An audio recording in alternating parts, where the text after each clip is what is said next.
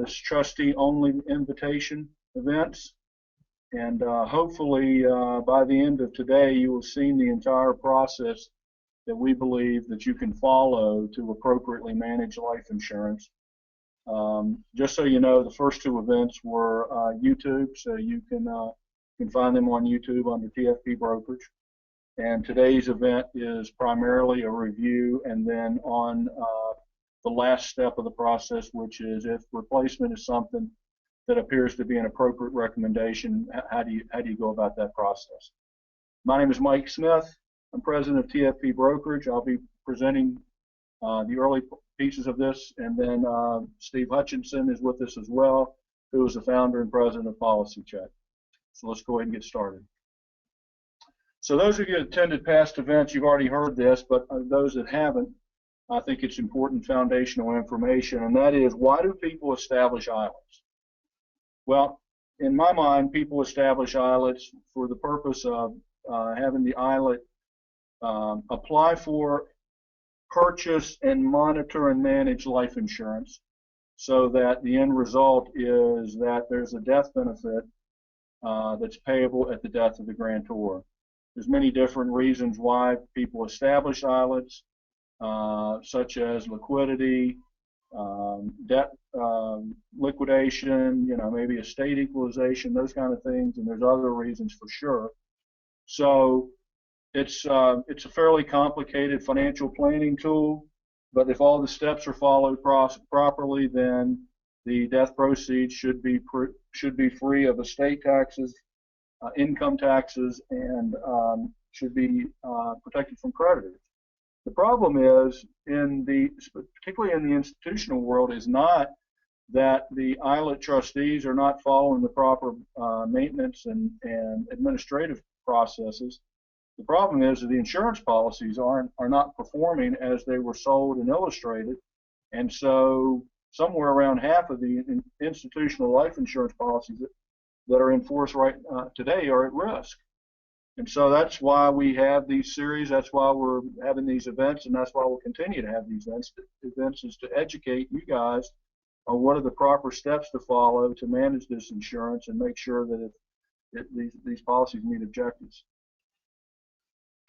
So again, this is a review for some of you, but we do have some regulatory direction that's been provided to us by, and the top two bullets is OCC back in 2012. They say basically that bank fiduciaries are responsible for protecting and managing the insurance for the beneficiaries, that you should understand the policies that you're managing, and if you don't, retain a third party to help you do that, and that you should conduct annual reviews of the policies, and the policy review should include a review or evaluation of the carrier's financial strength, whether the policy is performing as illustrated, and whether replacement should be considered. And that last piece is what we're going to pretty much focus on today.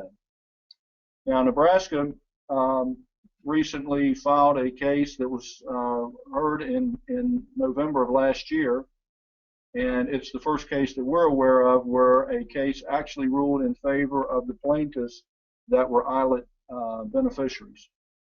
And in its opinion, it wrote that the trustee has an obligation to agree with the grantor on who's going to monitor the policy, that should act in the best interest of the beneficiaries and keep the beneficiaries informed on material facts so the beneficiaries can protect their own interests. And that's, again, where today's presentation comes in, and that is making sure that the beneficiaries of these trusts, if we have policies that are not working properly or as projected, keeping them well informed as what their options are, because catching that sooner than later, as we saw in the last presentation, can make a huge difference in the outcome of these trusts.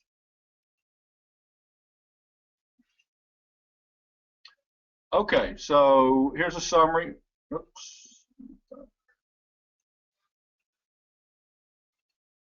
Sorry about that.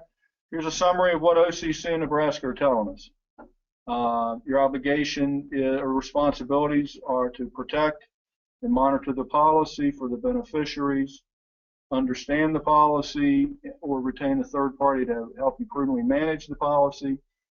The review should evaluate financial health of the carrier, whether the policy is performing, and whether replacement should be considered, while always keeping the beneficiaries informed.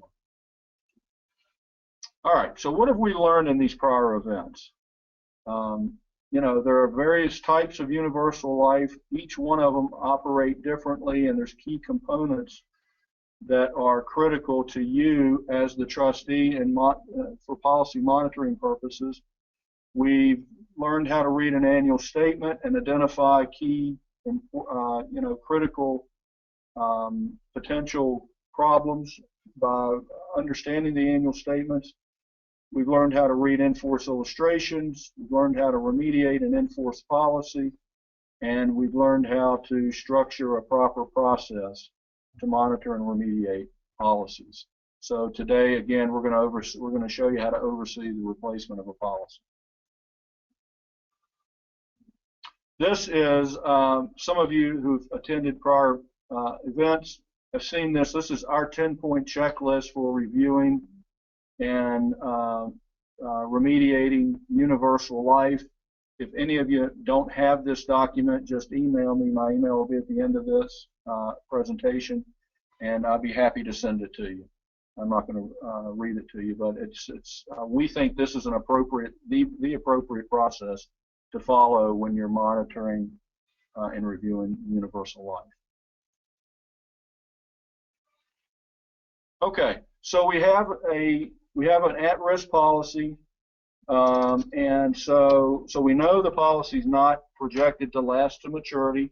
That's the first key element that we're trying to identify, either by the in-force ledgers or the annual report. Now what do we do?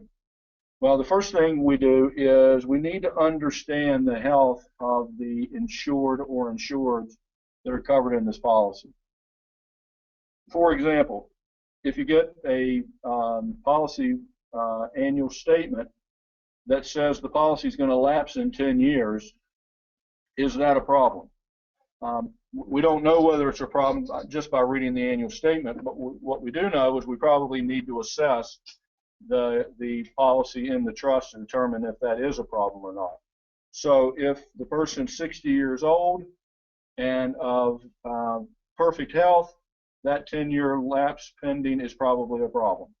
If the person's some other age and in hospice, given a couple of months to live, then that's probably not a problem. So we believe a quick health assessment, this is ours, this is a one-pager, to determine the overall health of that client is a prudent step to take to make some determinations as to what some options are that should be pursued if the policy's at risk.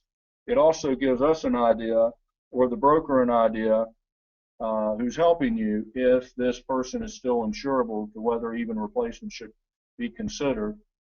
Because if replacement shouldn't be considered, then we're going to save everybody a whole lot of time by not heading down that path.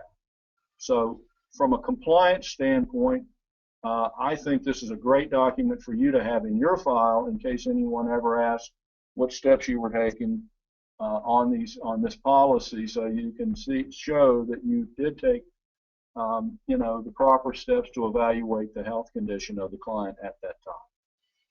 And again, it's just a one-page document, is what ours looks like. So this is an example. X-Ray is a program that we use when we're doing multi-carrier negotiating. And so this is an example of a real case. I think this individual was 65 years old, who needed $10 million he wanted term insurance, and he had a couple of health problems. So I want you to really, take away from this the critical nature of dealing with the right. If you're going to look at a replacement on a policy, making sure that the process that's being followed is truly a multi-carrier process. Okay, for example, we recommend that one of the first things you would ask of whoever the broker or advisor is on the case to actually show you an example of a multi-carrier negotiating process that they have in place. Okay, and as you can see, I've highlighted that on this situation, you know, Prudential came in at a Class B on this at $118,000, and Aviva came in at a Class H, $280,000 premium. That is a serious, significant difference in the annual premium. The other thing I want to highlight to you is there's actually 4 Class Fs in this situation.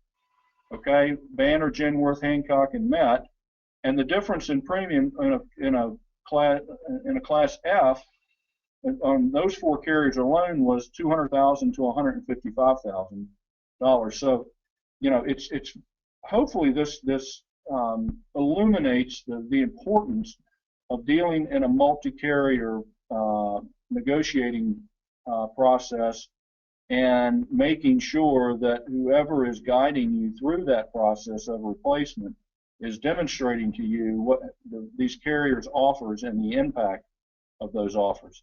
Just because you got preferred with XYZ company doesn't mean that's just as good an offer as a standard plus with another carrier. Okay, and so if nothing else, as you're going through the replacement process, if you make sure that you're demonstrate that you're following a multi-carrier process, then I think that will cover you in the future in case anybody's ever asked any questions.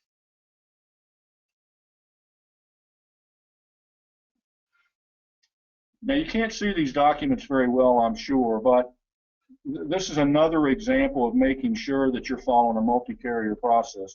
What these 2 documents are here is how you should get started when you decide to pursue potential replacement. What I want you to take away from this piece of the conversation is do not submit a formal application to a client as your first step to negotiating with the carriers. What you want to do is find someone that has their own HIPAA form. What you can't see over here is this is a list of service providers and insurance carriers that are used that might end up looking at information on a client. And this HIPAA form gives us permission to deal in that world, in the multi-carrier world, with all these service providers and carriers. Okay, if you submit a carrier, why is that important? Because if you submit directly a formal application to a carrier, they're going to own all the records and the exam. They're going to, so if something shows up that nobody was expecting, you have to start the process all over again.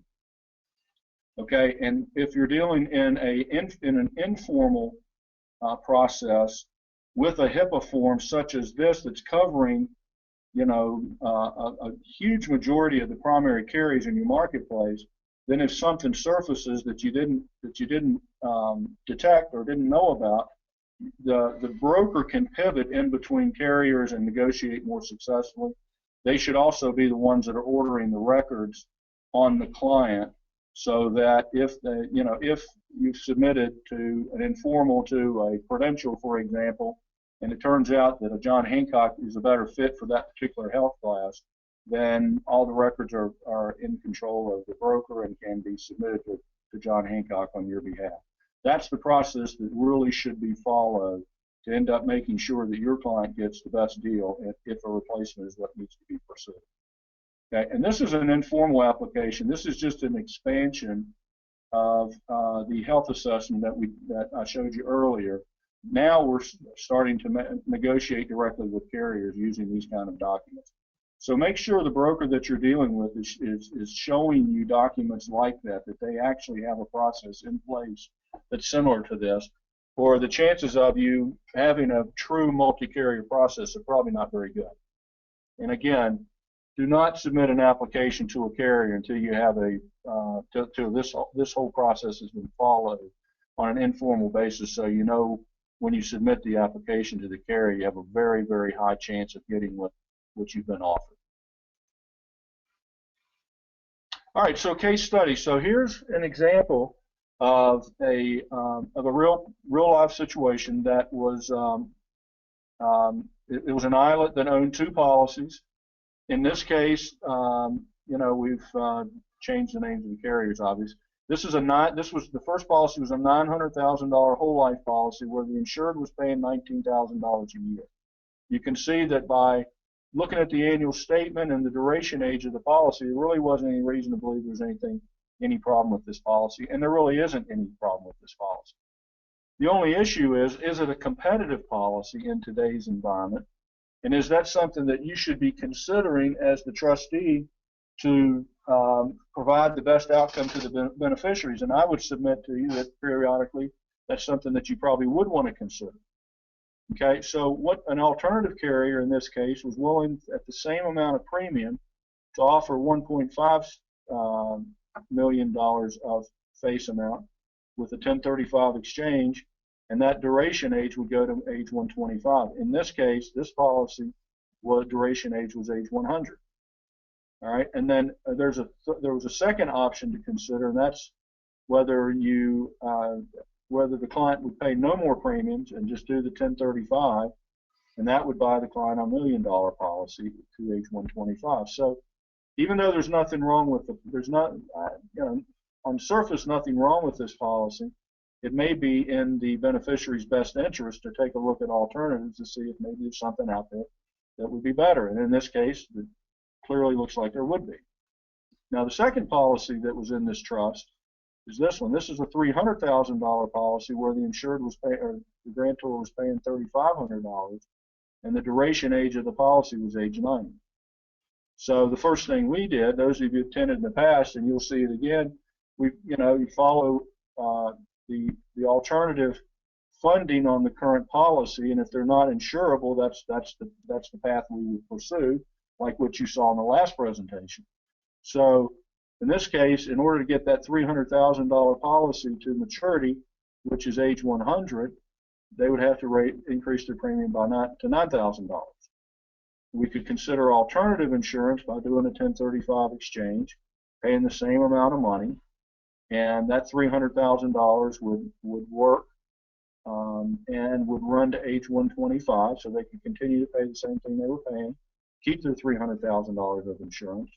Or in this case, if they wanted to pay more premium, then they would get a $560,000 policy, and that would match up with what it would take to keep their current $300,000 policy in force to age 100. So you can see that new insurance looks like on the surface that would make much more sense to this client and this trust.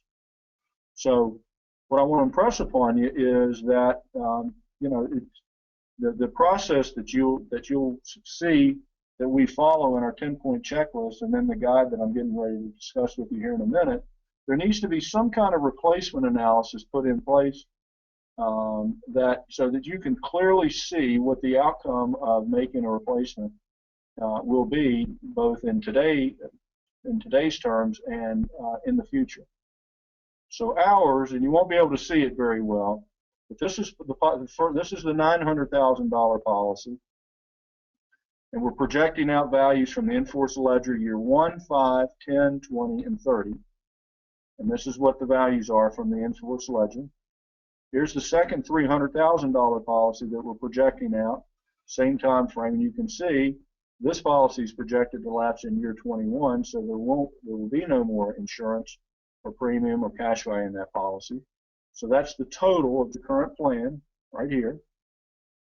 All right, and then the alternative with those two policies we just talked about, there's the projections from those various years and comparatives. Okay, so you can see that by paying the same amount of premium and doing the 1035 exchange, they could get $670,000 more insurance today. But this is the critical element that I think is missing in most cases, and that's the disclosure of what is the cost of this transaction to the trust. Okay, and in this case, that number, you may not be able to see it very well. That's $98,000 less cash value that at the end of this first year, if they decided to pursue the new policies and then surrender it at the end of the first year, they would be behind, they would take a loss of $98,000 as compared to their current plan. Okay, this is the stuff that I've seen come up in cases that have actually been won by trustees, but this is the stuff this is the issue right here that's been discussed by plaintiffs in their arguments against trustees. The trustees have prevailed in these cases, but you need to clearly demonstrate to the players and the decision makers of the trust that there is a cost to doing this, and this is what it is. Okay, same thing in year 5. Even though you're still $600,000 of death benefit ahead in pursuing the replacement, you'd still be $116,000 of cash value behind the current plan. So that may be fine. Most of the ILIT trusts that I see, the death benefit is the objective. The cash value really doesn't make any difference. But this needs to be disclosed in case anybody's asked questions 5, 10, 20 years down the road. Okay, that it was discussed and it was disclosed. Same thing in year 10. You can see the cash value is catching up. That's only $7,000 behind. You're still almost $400,000 of death benefit ahead. So that's, probably okay. And then you can see that the cash value of the policy greatly exceeds in the current plan the projected existing plan, and the same thing about the death benefit and the cash value. So this, to me, would be a very appropriate document or something like this to have in your file to demonstrate that you covered, the issue of what this transaction costs to replace the insurance and pursue additional coverage. Okay. So when you look at our 10-point checklist, you will see that there's, and even on this document, this guide, you'll see that we're recommending before any policies placed, there is a third-party document that's put in place that clearly demonstrates that replacement was in your client's and the trust's best interest. So I'm not going to review this document. Some of you that attended last week received this document automatically as the takeaway. But we have put together a guide that what we believe is an appropriate process to follow when you're managing life insurance that will withstand any kind of scrutiny in the future. The most critical element of this to me is number 1, and that is document what your process is, then train the people that are dealing with ILITs on what that process is, and then document that training. Okay, and then whatever your process is, we know this process would be an appropriate one to follow. And then if you follow this process, so you have your process in writing, you train on the process, you document the training that you did the training on the process, and then you follow the process. If you have that in place, and it's a process similar to this, I don't think you really have much to be concerned about in terms of making sure that you have an appropriate process in place to monitor and manage life insurance. Okay, so that is it for my part of the presentation. What I'd like to do now is turn this over to Steve for him to go through the suitability update and close the meeting. So Steve, take it away. Hey, thanks a lot, Mike. Thanks everybody for being on the call. The policy check process kind of pulls together everything Mike's been talking about kind of in a cohesive manner.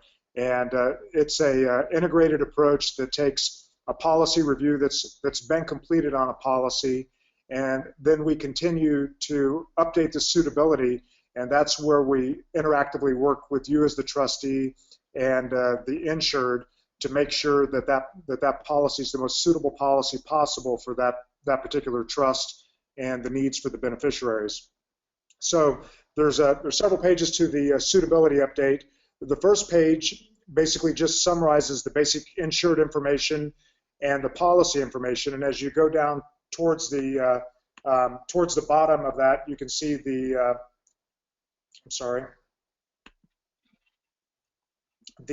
summary under the funding, inadequate 2023, and it says 65.33%. This is a really important number to you as a trustee and for the beneficiaries, because this shows that the policy is scheduled to lapse in the year 2023, and based on this insured's age of 79 female, there's a 65.33% chance that she's going to survive that lapse date. So what that really means as far as the trust is concerned is there's a 65% chance that the trust could actually fail in getting itself funded using the life insurance. So that's kind of the first filter we go through. So that sends up kind of a red alert, and then we take this to the next step. And if you go to the top of the current policy options page, the first thing we do is we take a baseline, or we make a baseline comparison with the current policy. And you can see again here the 2023 and a 65.33%. But what that means in terms of reality for the insured is that this $1 million policy, this has $3,000 a year being paid in premium annually, is going to run until age 87, and at age 87 the policy will lapse. So the first thing we want to know, and that you would want to know as a trustee, is what would it take to get this current policy properly funded so that it doesn't lapse. And you can see that answer here in the second column. It shows that the required premium to get this policy to the maturity age of 95 would be $25,505. So that's a pretty substantial jump from the $3,000, and it reflects the long-term low interest rate state that we've been in here for well over a decade, that's continuing to drive cash values down significantly lower than what they were illustrated at when the policy was originally taken out. So the next question that you might ask is, well, how about reducing the face amount on the current policy so that the $3,000 still works for the client? And in this case, if we wanted the policy to reach maturity at 95, we would need to reduce the face to roughly $396,000 if she only wanted to pay $3,000 a year. Now, before we leave the current policy options, and Mike touched on this with the health survey, it's pretty hard to fully determine the suitability of a policy unless we have updated health information on that client. So we will help you as a trustee, or we'd recommend you as a trustee, get a complete health assessment on that client so you can assess how realistic these duration ages are in light of the client's health. So for instance, if the client had cancer or heart disease, or had something that was going to significantly limit life expectancy, then maybe the duration age of 87 is sufficient at the $3,000 a year premium. So you have to take all these factors into consideration. Assuming the client's in the same health as they were when they took out the original policy, we can go to the new policy options. And under the new policy options, we show the baseline policy on top, and then we show what it would cost to acquire a new coverage based on today's mortality charges in the marketplace, assuming similar underwriting as the original policy. So in this case, Columbus Life came in with an offer for $15,678 to age 95. Well, that's significantly more than the $3,000, but it's $9,827 less than what it would take to bring the current policy into an adequately funded state. And the last piece we look at is, with the new policy, what would a reduced face option look like? And in this case, we could provide $644,000 coverage for the same $3,000 she was paying on the reduced face on the opposite page, which is a $248,000 benefit to the client. So these are a series of filters that we take a policy through, and assessing the policy, then assessing the insured, and then going back and assessing the policy again based on the updated information, with the insured relative to health, gives us a full picture as to whether or not this policy is suitable for the trust in its current situation.